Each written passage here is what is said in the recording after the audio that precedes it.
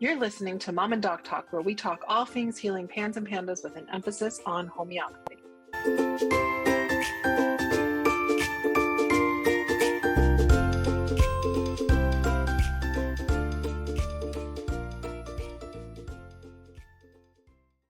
In this episode, we're going to be talking about some things that might be a little hard for some people to hear because we're focusing on trauma.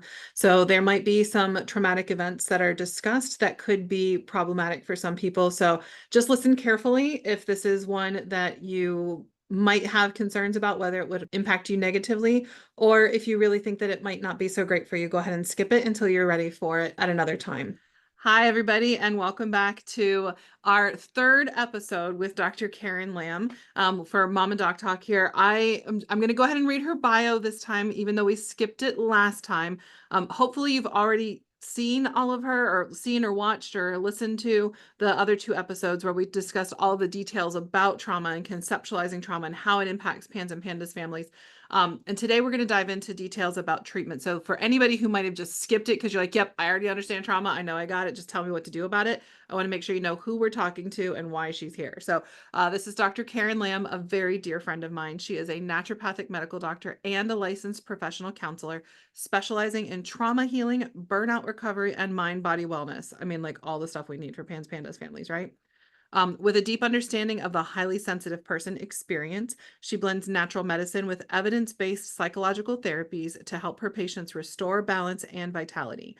Trained in EMDR, mindfulness, cognitive behavioral therapy, and dialectical behavioral therapy, Dr. Lamb is passionate about addressing the root causes of emotional and physical imbalances. Through her practice at Pura Vida Natural Medicine, she empowers individuals to heal, build resilience, and achieve lasting well-being. So Dr. Lamb, thank you so much for all of the time you've already given us.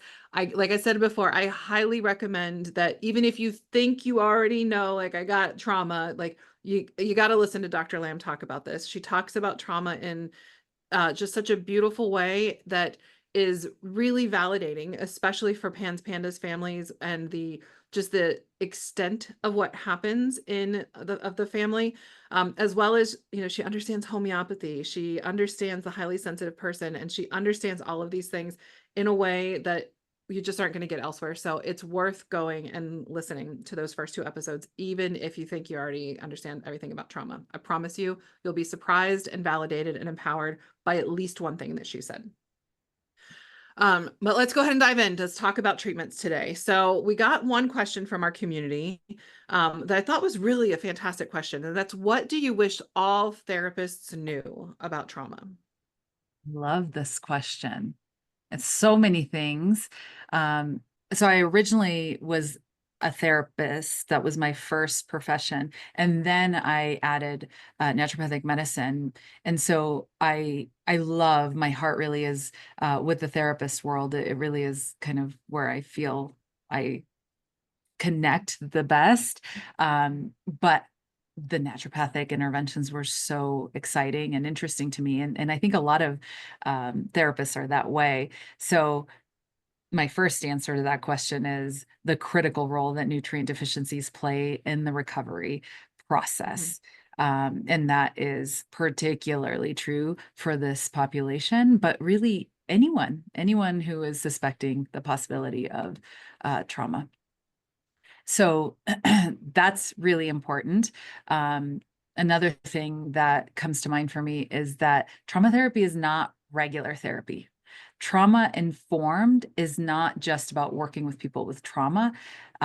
It's also about doing your own work. And I think a lot of therapists are open to this, but I have met some that haven't done their own work. And I don't think anyone who is a therapist should do their own work.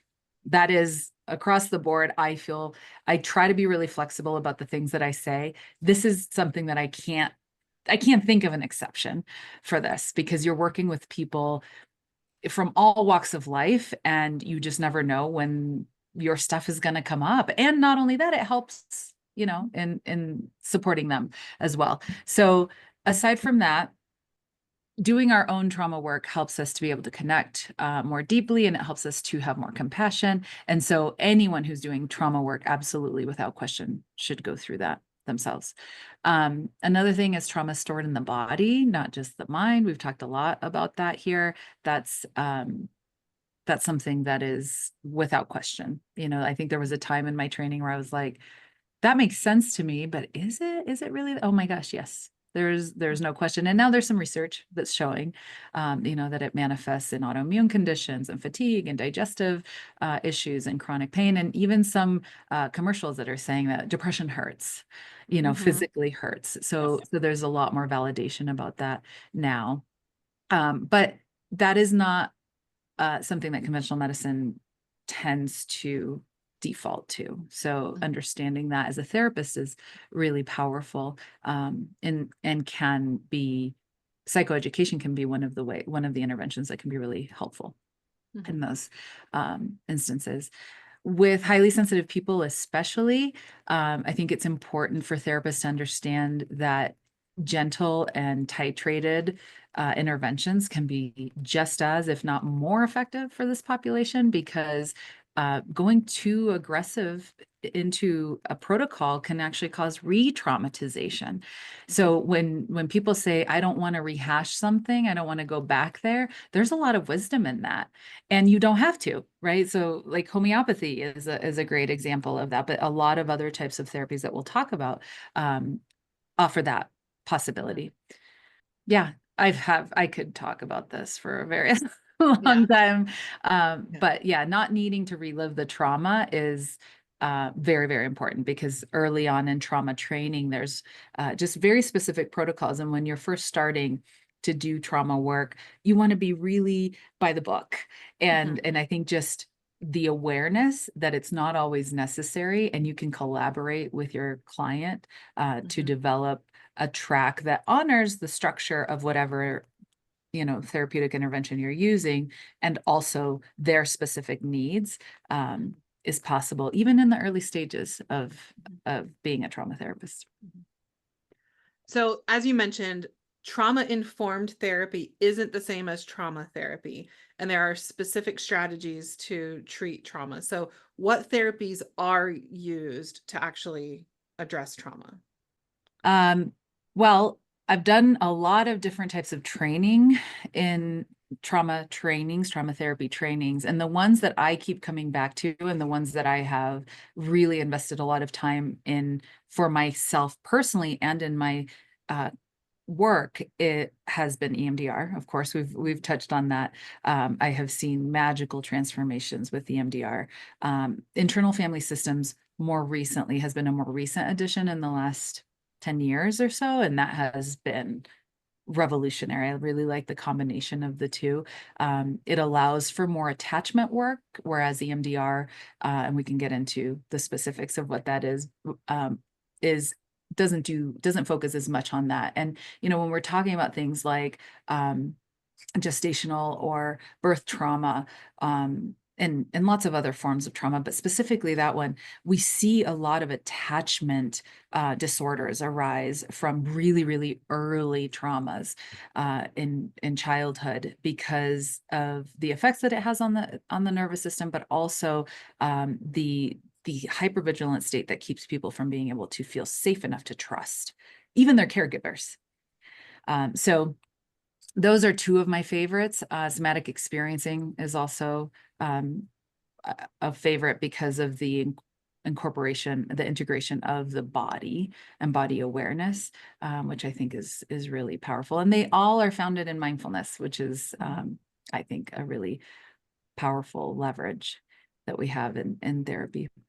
So all of these affect the epigenetic markers and the nervous system, and homeopathy, obviously, let's put that one in there since we can't stop talking about it. Right. Those are my go-tos, and I'm happy to Right. expand on any of them. Yeah, I would actually, I want to just dive into those a little bit so that people have an understanding of what they are. So let's start with EMDR. So Yes. first, tell us what EMDR stands for and what people would expect if they were going to see an EMDR therapist, and a little bit about how it works. Yes.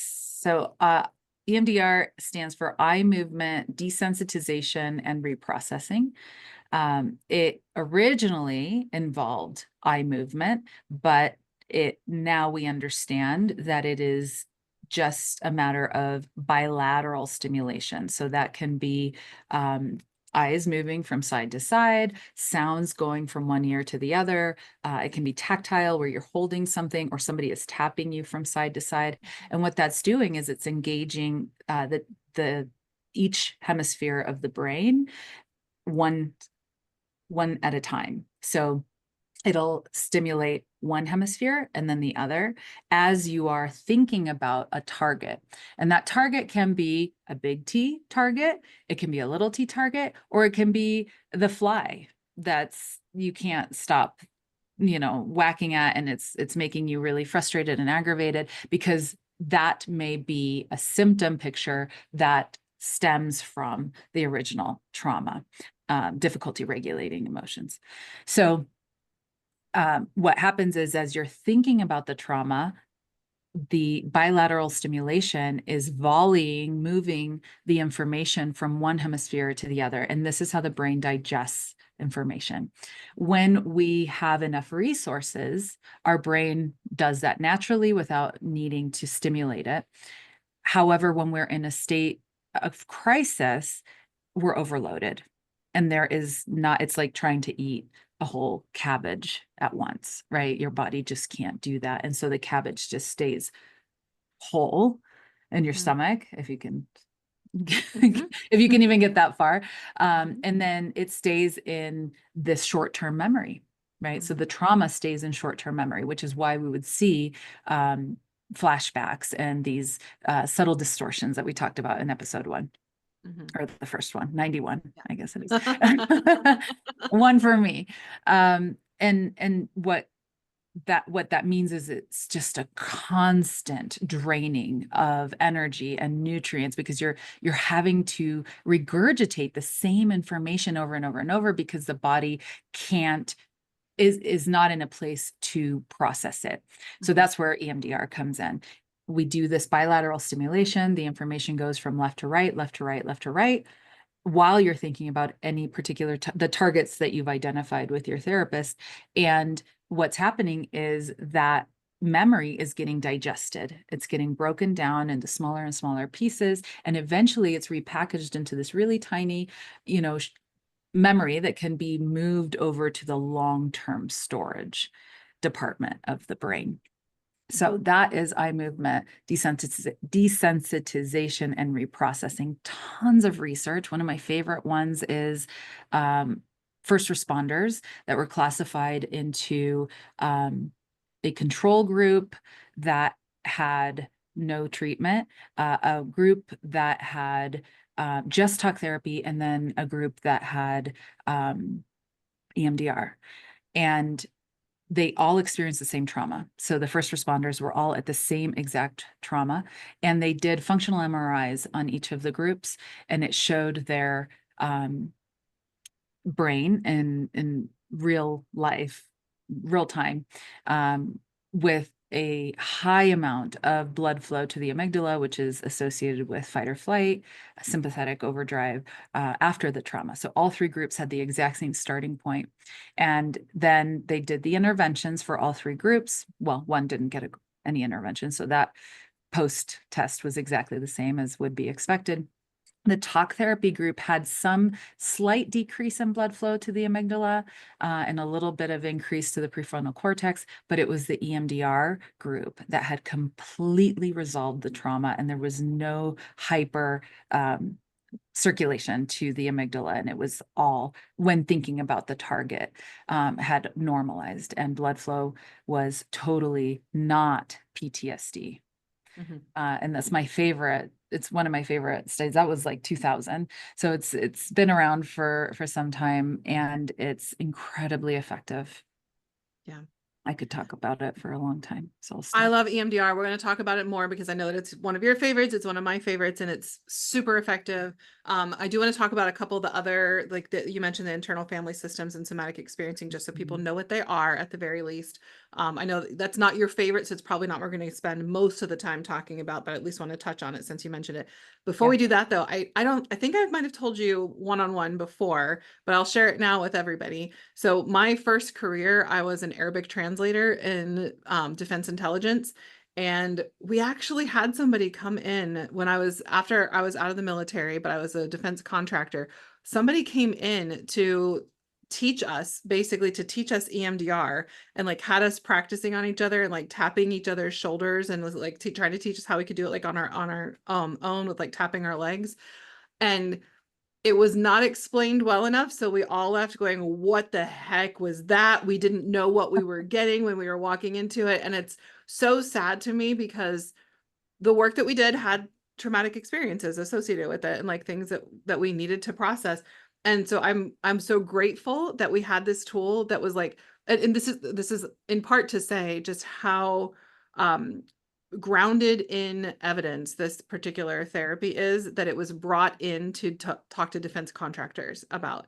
I just wish it had been presented by maybe you or somebody who could have talked to us a little bit about what they were doing and why we were doing it. And it just felt so like out there woo woo at first. I was like, well, I'm going to tap away a bad memory. Like, what the heck are you talking about? Um, so anyway, there's a lot of basis to it, to first responders, military, all that. So, Mhm, mhm. but let's touch quickly on internal family systems. Can you tell us a little bit about what that is and how it This works? one's a little bit more difficult to describe, but it's just wonderful. I love it because it addresses the attachment piece. That EMDR definitely can, especially if you have a really strong therapeutic relationship with your therapist. But on its own, the protocol as it is taught does not focus on attachment. It really focuses on the digestion or the processing of the trauma.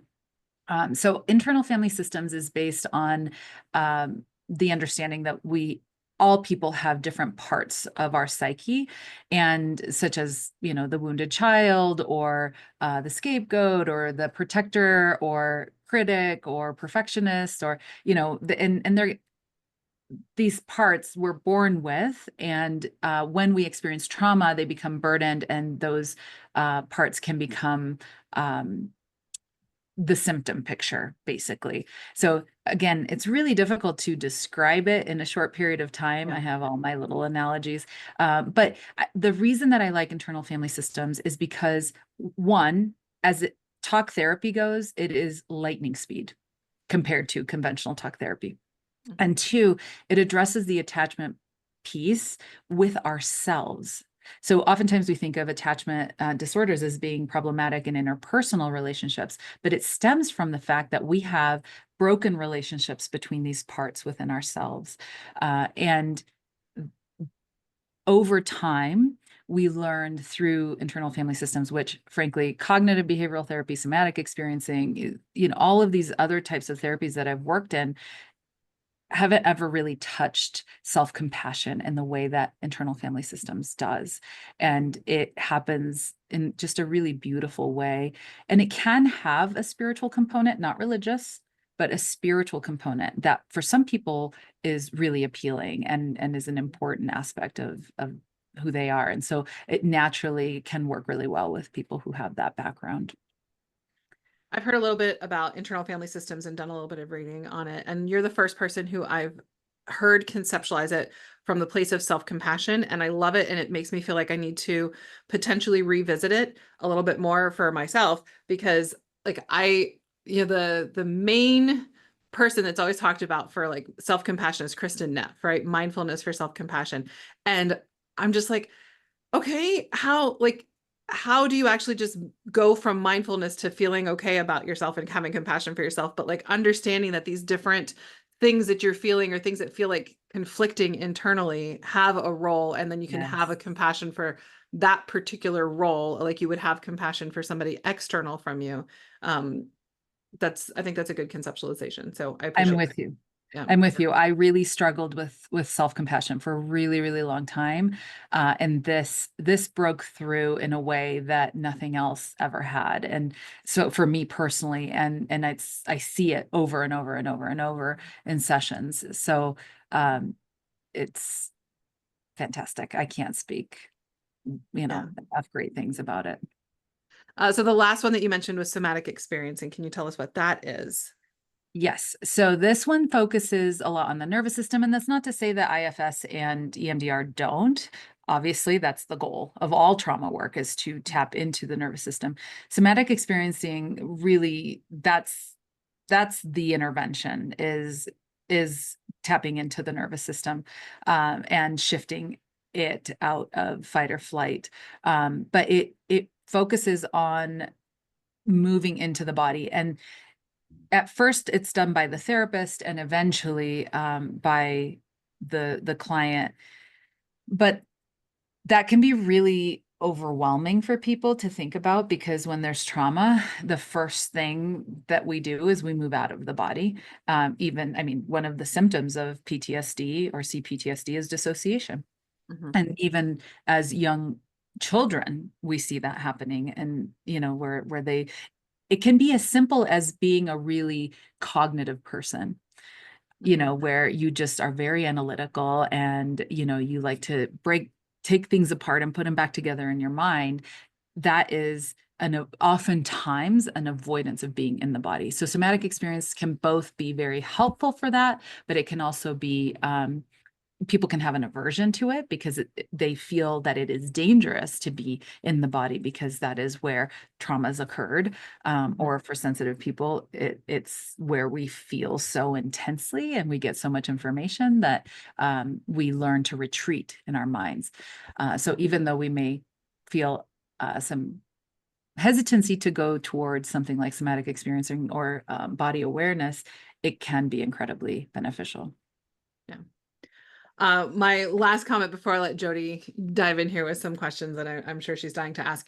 Um, I've gone through trauma therapy a couple of different times. I've gone through something called cognitive processing therapy that was done at, like, developed and done through the VA. And that's the type of therapy that people generally want to avoid, right? Where, like, you had to, like, write down the story of the traumatic experience, or like, or record an audio, and then you had to read it and listen to it and do it again and again and again, like, until you were just desensitized to it. And that's one thing that I love about EMDR, and I haven't done the other two as in depth, but I've played around with them a little bit, is that it's really just trying to, like, restore balance in the body and, like, help things actually be processed, rather than just like, here's a way to make this not hurt so bad, but it's still there, right? And I love these two, because these have ways that I'm sure we'll talk about here shortly, that you can navigate through these therapies without, like, living in the trauma, and sometimes not even talking about it, right? Mhm. Which can be so vital to help people recover if they're just not in the place that they can go there. So that's all. Yes, I did not mention exposure therapy, which is Mhm. considered to be a form of trauma therapy, because I dislike it deeply. Immensely. I Yeah. Yes, immensely. I am not, even narrative therapy, I don't think is appropriate for trauma. It's like what you're just, it's too re-traumatizing Mhm. sometimes. Um, so I'm a huge fan of the interventions that don't require you to have to rehash everything. Well, and it's just, to me now, I'm just wondering, for the first time ever in this conversation, am I so good at suppressing because I went through CPT and I basically had to learn how to not have the feelings I was having to something. And then I just Mhm. broadened it to everything else, and look what impacts it had. So is there a possibility that it led to deeper, different suffering? Right. Yeah. Yeah, absolutely. So I want to make a comment on something that you guys were talking a little bit about, or maybe just thank you. Because I have felt for a good long while, at least a year now, that something was a little broken with me, because I call myself an EMDR dropout. Because I did one session, one of the actual sessions. I did a couple leading up to it, and I had a response that did not feel good to me. And it was too much. But from what I'm hearing you say, is there are many other options, or there are other options, and maybe we just went too hard with me. And that's where we talked about in the last episode, finding the right provider. Because I think as moms, we don't know. Like, I know that there's these therapies available, but I don't know what I need. And I tried one thing and it didn't work out. And I have just opted not to try anything else, because I didn't, well, now I understand what the other options are. but it wasn't the right thing for me at the time. It wasn't that I failed at something. No, no. The psychologist that developed dialectical behavioral therapy was so adamant about it's not ever the client that fails, ever. It is the therapy. The therapy fails the client. And so it's not even about the therapist. I mean, although hopefully I'll add this to my list, and I think I kind of touched on it. You know, if it's not working, pivot. Yeah. Because it can be so damaging for people to think that, oh, well, there's something wrong with me because this is such an effective therapy for so many people. And it might not even be pivoting to a different modality. It might just be readjusting the way that you approach it. Going too fast, too hard, too quickly is very commonly a way that EMDR and other trauma therapies fail. Yeah. So that very well could be the case for you. Or it could be that it's not the right modality for you. I've had 2 people that I've worked with EMDR that it absolutely was not the right. Wouldn't matter if we slowed down, if we shifted targets, it just wasn't the right modality for them. So that's possible. More often than not, it's the speed and the chosen targets. And so if there's one thing that I can stress for everybody listening, it's the vital, critical importance of connecting well with your therapist. If you have 1 or 2 appointments, which I hope you would have at least 1 or 2 appointments before any trauma intervention is attempted, or more than 1 or 2, but at least 1 or 2, and you're just like, it's okay, you need somebody else. Yeah.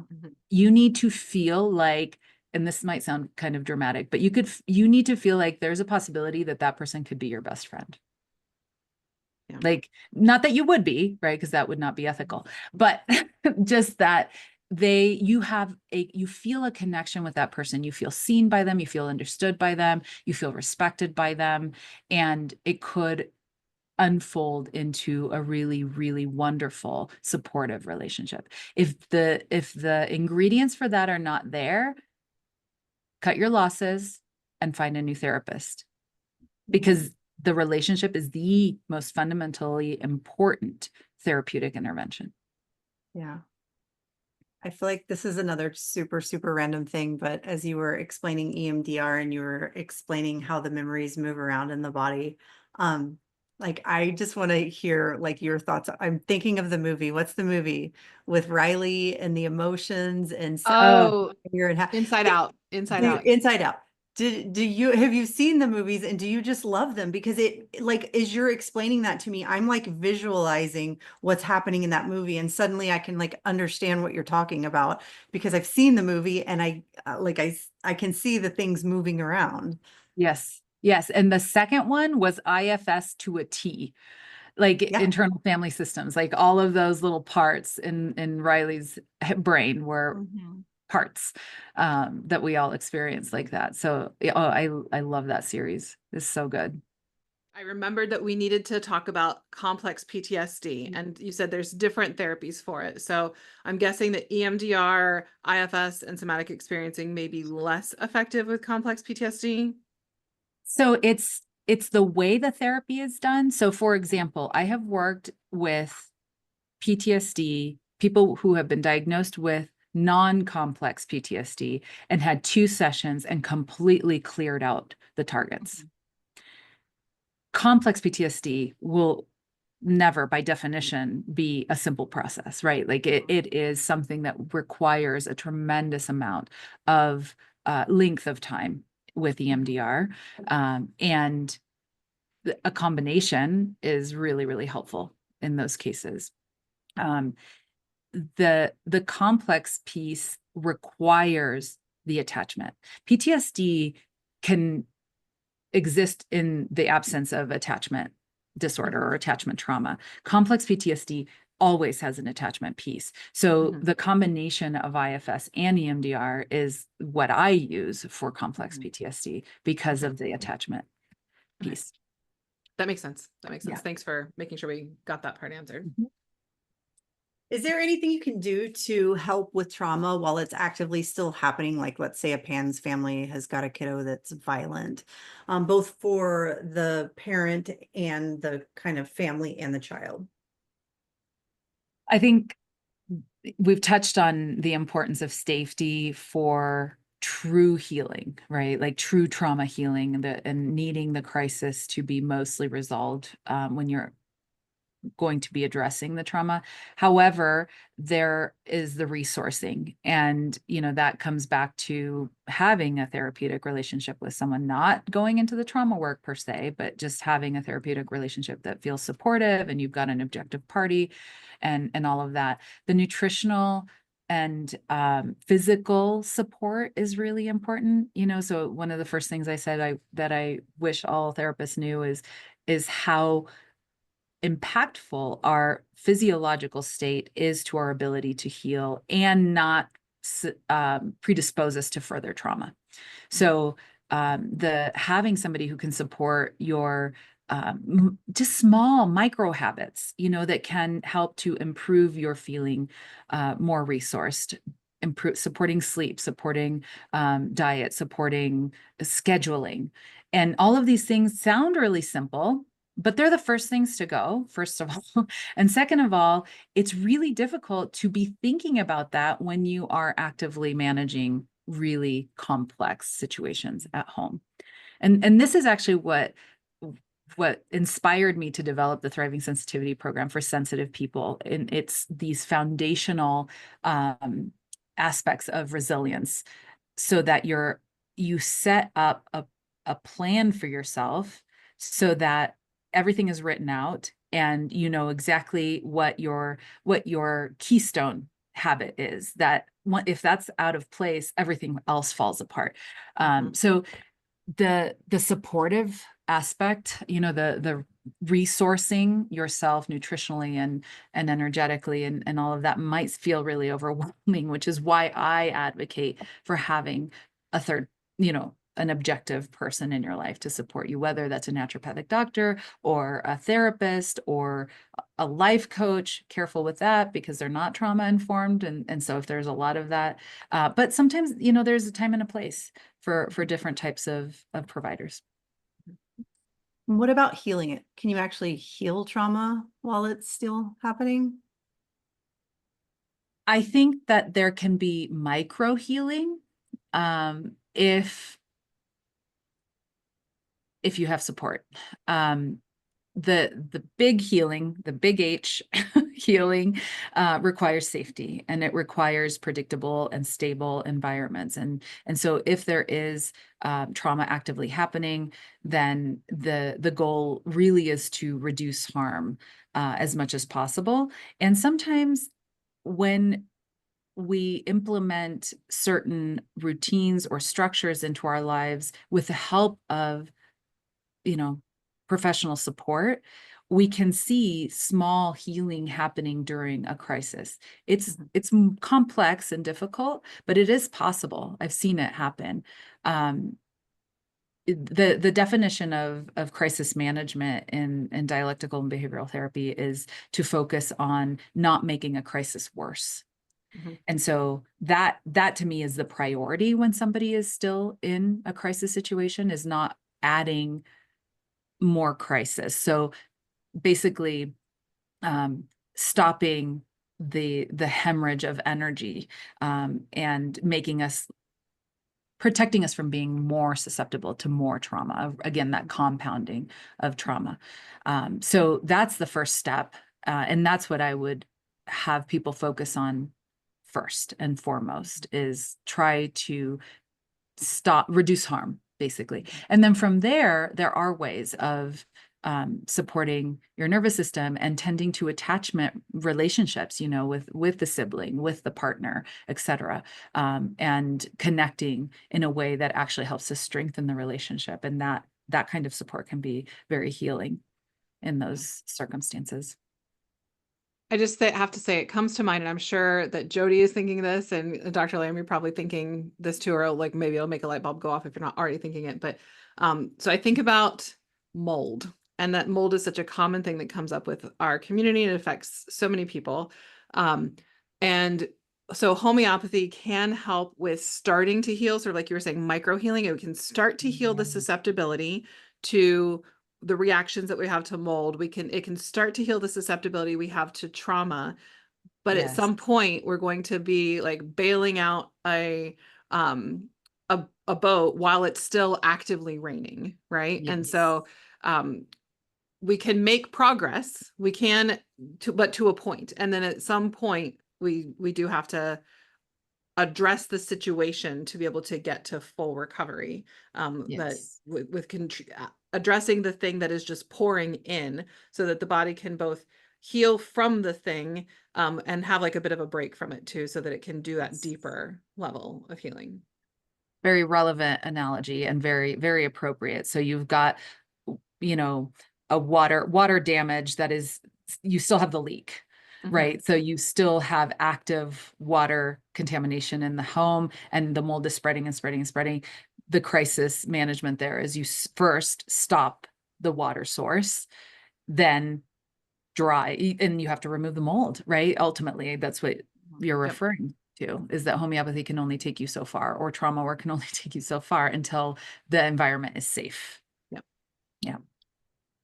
What about, of all of the therapies that you've talked about, can any of those be done in nonverbal, someone who's nonverbal? Yes. EMDR actually, it has been researched in nonverbal clients.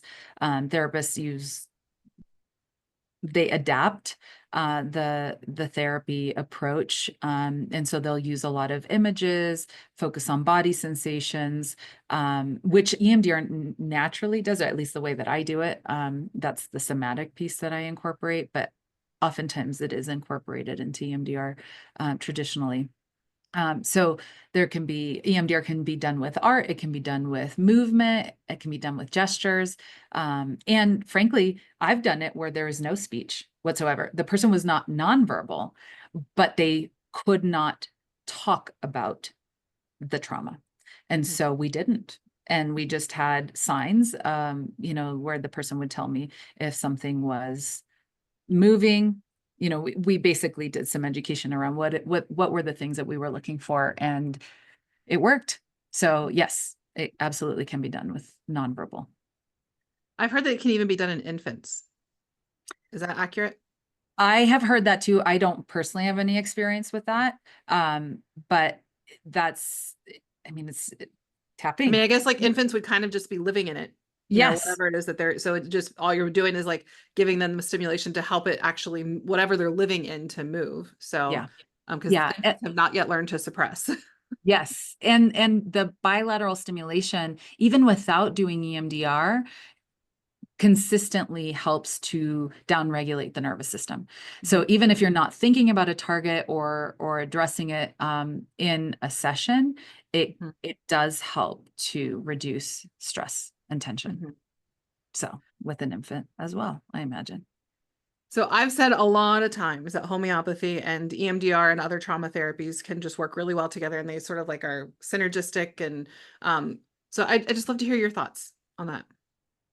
I mean, it's a love story, as you can relate. They complement each other so beautifully. Um, they're both working on every aspect, so comprehensive, physiological, psychological, energetic. And the way that I see it specifically help, because I got to rein myself in here, the way I see homeopathy specifically help with EMDR is that it improves bandwidth. It opens resources. And so when trauma work is heavy, even in the fastest, I want to say simplest, but trauma work is never simple, but even in the least complex presentations, it's a lot. And people can find it to be taxing, or fear that it will be taxing. And then of course the fear that it will be taxing can be taxing in and of itself and create anxiety. So if homeopathy helps to improve bandwidth, then we can go deeper into the healing. And of course that's more effective, and we can go faster and get it done with less time. So there's the recovery time can be shorter because sometimes, EMDR will take 24 to 48 hours to finish processing. So once the session is done, trauma healing continues, trauma reprocessing continues for that time. And during that time, there can be dreams, there can sometimes disrupted sleep, things like that. Homeopathy is fantastic with all of those things. And if you're on the right remedy, will likely prevent you from consciously knowing that that's happening, which is great. Your body's doing the job, and you don't even have to spend any energy on it. Yeah. I found that like homeopathy, so it helps with the inflammatory component. So I always say you cannot therapy inflammation, right? So it helps with any inflammatory or physiological factors that are contributing to it. It can also help with some of the symptoms that you're experiencing associated with it, just so that you can not feel as escalated with things, which is probably where you're talking about the bandwidth, right? So like it can help with the symptoms that you have associated with the trauma that to give you just some relief so that then you can actually process the thoughts associated with it too. Yes. I think for me personally, I know I said I did EMDR like a year ago. I'm pretty sure it was longer, like maybe 2.5 years ago. I think for me, one of the reasons why it failed was because I was terrified to feel anything, because I was one of those people that like stuffed it all away and I didn't feel anything. I was just frozen the whole time. No emotions, nothing. What homeopathy has allowed me to do is very slowly feel some things. And I probably have less fear of really feeling a thing with EMDR. Does that make sense? So just Absolutely. a gentler way of going about it. Maybe. Yeah. No, I would recommend that people do homeopathy before any trauma work. Absolutely. When I'm working with people, that's my goal. I mean, there are times when it just doesn't align for people, and that happens every now and then, but I think it's a wonderful way to resource, and resourcing is a requirement before you do any trauma work, especially, I mean, specifically, it's a part of the EMDR protocol. And I think homeopathy is a way of resourcing, without a doubt. Yeah. How does somebody go about finding a qualified trauma therapist? There is a website that will list all of the certified EMDR therapists. It's EMDR International Association, so EMDRIA. And they are pretty much kind of the accrediting organization. So they have a search directory that you can search, and you'll find all of the certified therapists there. Remember, the fit is most important. It doesn't matter if somebody has really fantastic reviews online, they may not be the right fit for you, and that's okay. I really want to normalize this because we feel a sense of investment once we've had that first appointment, and if somebody offers a get to know you appointment, even if it's just 5 minutes talking to them on the phone, that right then and there, you might feel a vibe that's just not quite the right, fit, or it's not quite aligned with you, and go with that. That's critical. The relationship is the number one tool. It is the foundation of any type of intervention that anybody uses. So it's very important. Yeah. And what about doing it? Do you have to be in person to do EMDR or somatic experience? And I asked this because I feel like, Dr. Barr, what did I used to tell you? I used to tell you like the PANS community needed a Dr. Barr in their pocket, a doctor to talk. And I feel like it's the same thing with you, Dr. Lamb, is you are like just I could imagine what my experience of PANS and after PANS would have been like had I had somebody like you that understood it, that understood highly sensitive person. Like I could see how it is very easy to feel like we could be besties. And now I understand why y'all are such good friends too. So can this be done remotely? Yes, and that's actually something that's grown quite a bit since the pandemic, of course. But I moved from Arizona to Colorado almost 9 years ago. And so pre-pandemic, I was like, before it became a big thing, the virtual work.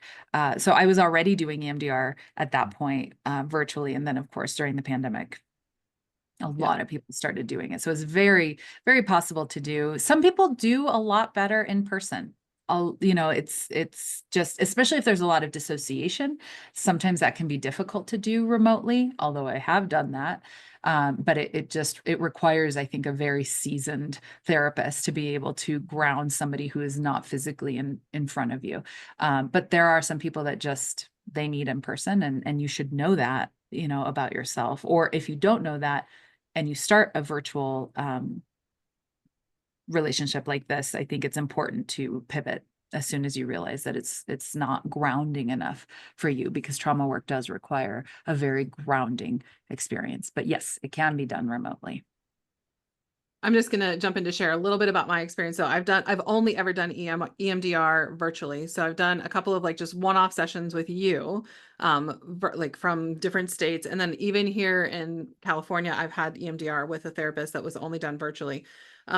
So just a few quick tips about this for anybody who's looking at doing it virtually. I did learn that certain headsets don't actually do the audio on the alternating sides. And so you need to make sure that you actually have equipment that will work to do what you need to do.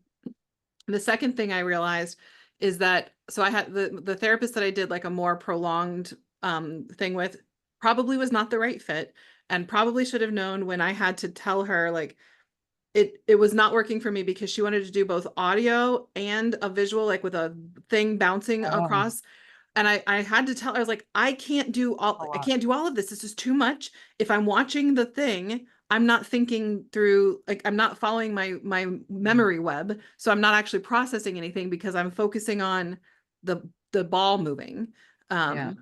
And so I think just being able to clearly communicate those types of things and finding the specific tool that will help you to do the work is probably important, especially if you're doing things virtually where you're not having somebody who has the tools with them in the office. So my question for you is, are there any risks with EMDR or with the other therapies that you mentioned, so internal family systems or somatic experience? Are there any risks that people need to be aware of? EMDR and IFS are very, very safe, generally speaking. When I feel like I'm, just saying the same thing over and over and over. When you have a good relationship with your therapist, it's so critical, because if something doesn't feel right, you need to feel safe enough to be able to communicate that to them, and they should be receptive and flexible in how they adjust or propose an adjustment.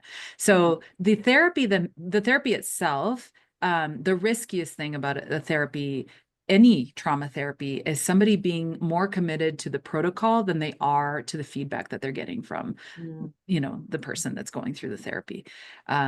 Whenever there is clear, easy dialogue between the therapist and the person going through the therapy, it's pretty sweet. I mean, it's hard to think of a risk. The risks really come up when the therapist is pushing boundaries to try to follow a specific protocol. They're going too quickly. A lot of the things that we've already talked about. So yeah, if you feel that you are able to speak openly and feel safe with your therapist, generally speaking, the therapies are very safe. If it doesn't feel right, don't do that one. There's lots to choose from. And how long does someone typically have to do EMDR or the other trauma therapies? So much like with homeopathy, I've seen people have total 180-degree turnarounds from one remedy, one potency, right?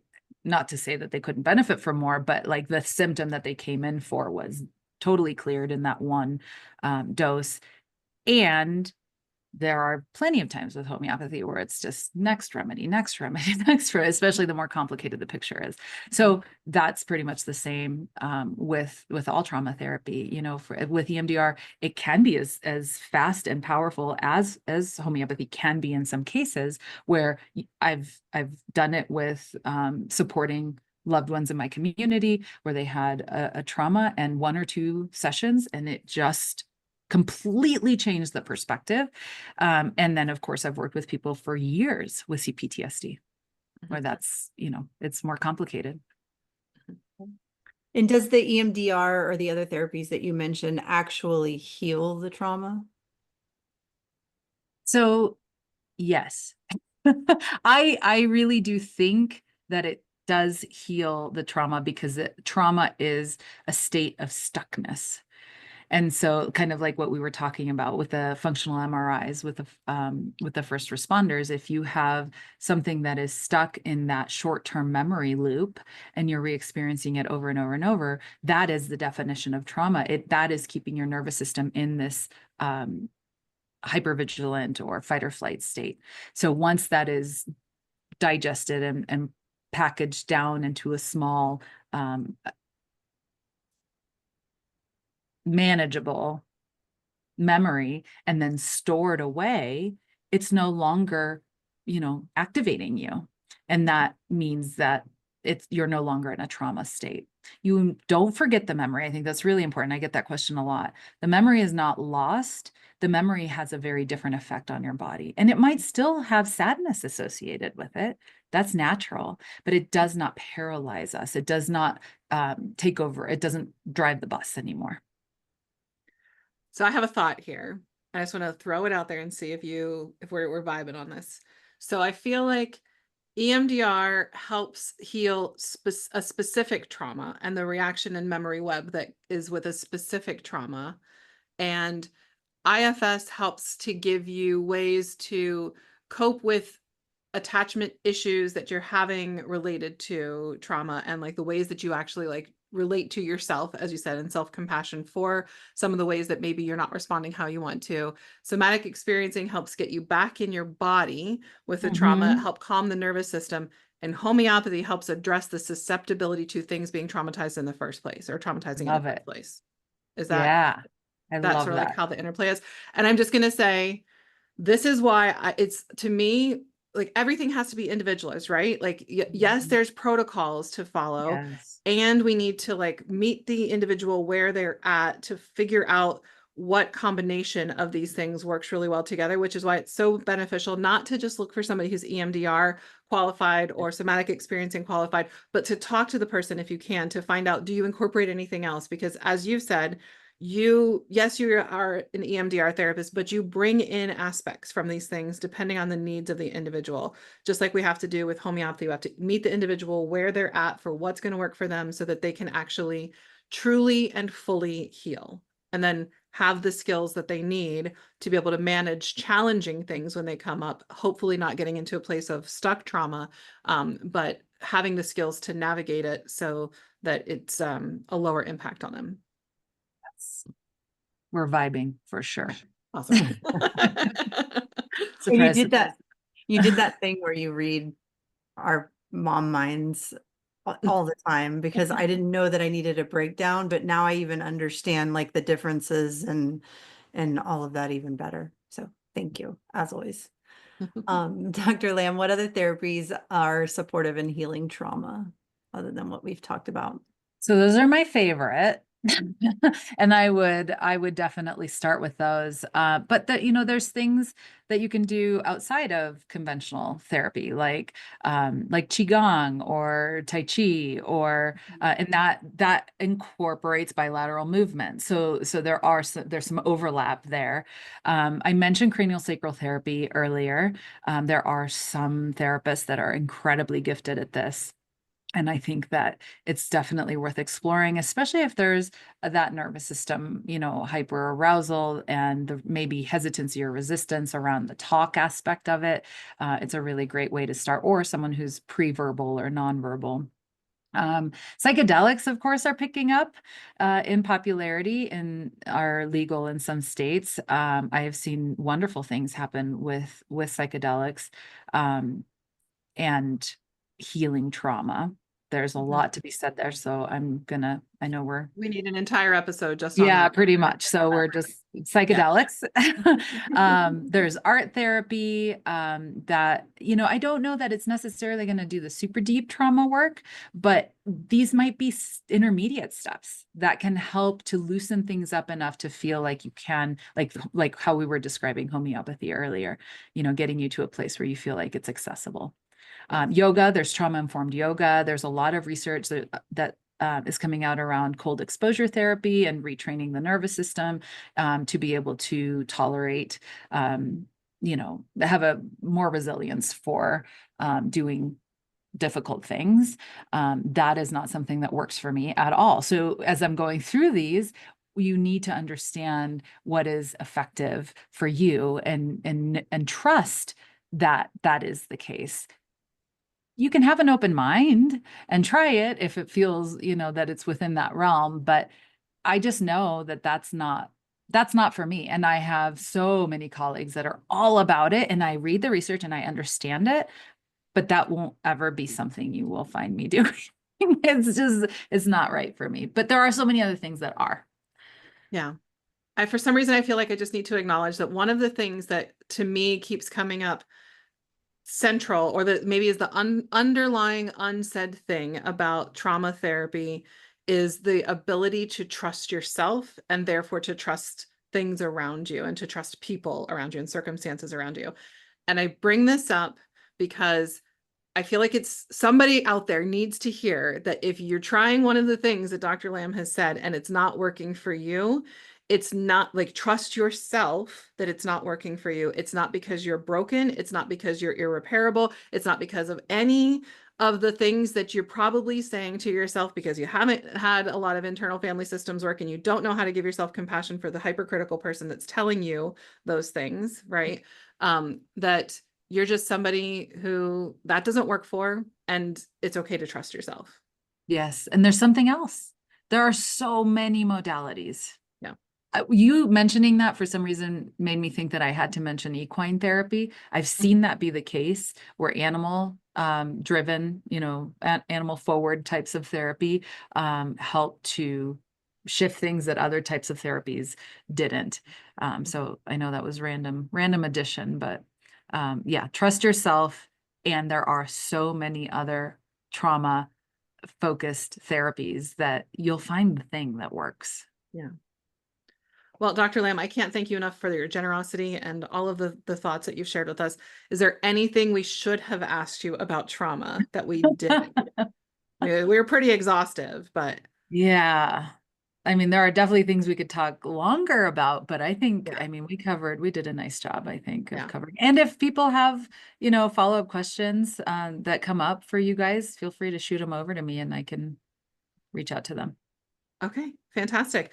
Well, I know that people are going to be dying to connect with you. So please tell us how people can find you, get in touch with you, all that, and we'll make sure we put everything you say in the show notes too. Yes. Thrivingsensitivity.com is the program that I referenced a couple of times. And it also talks about my clinic and my services and my work. On Instagram, dr.karen.lamb.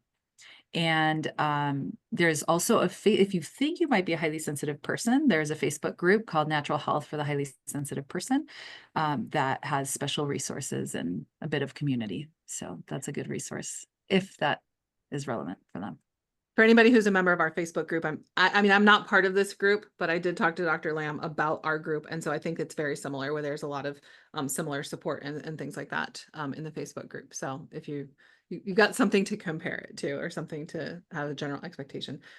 Dr. Lamb, I'm so grateful. I'm grateful that you gave us your time and your expertise, that you gave us so many hours to chat through all of this, to share with the community. And I'm grateful to you as a friend. Almost every day, probably actually every day, something comes up that I am just grateful to have you in my life.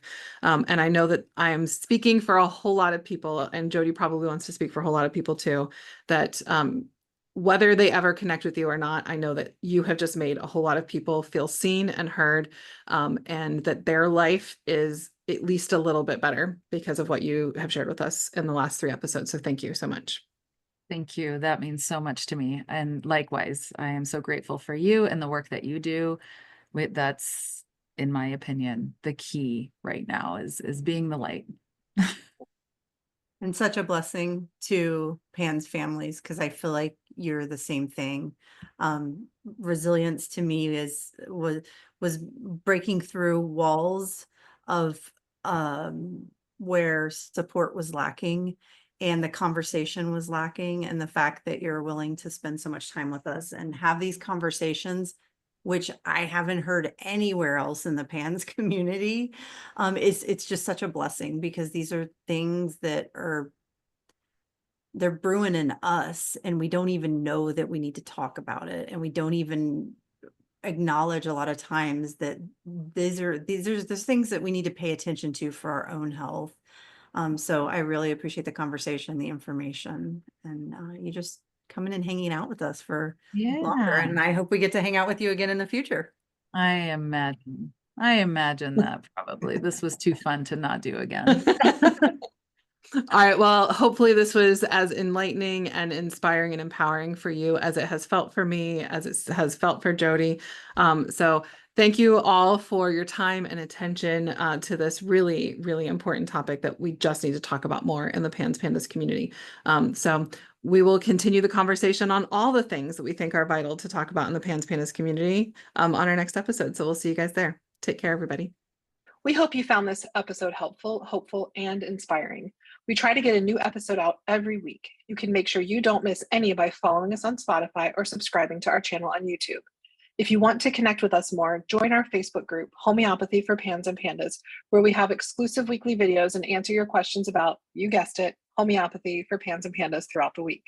If you are already a member, give us a shout out and let us know what you thought about this episode.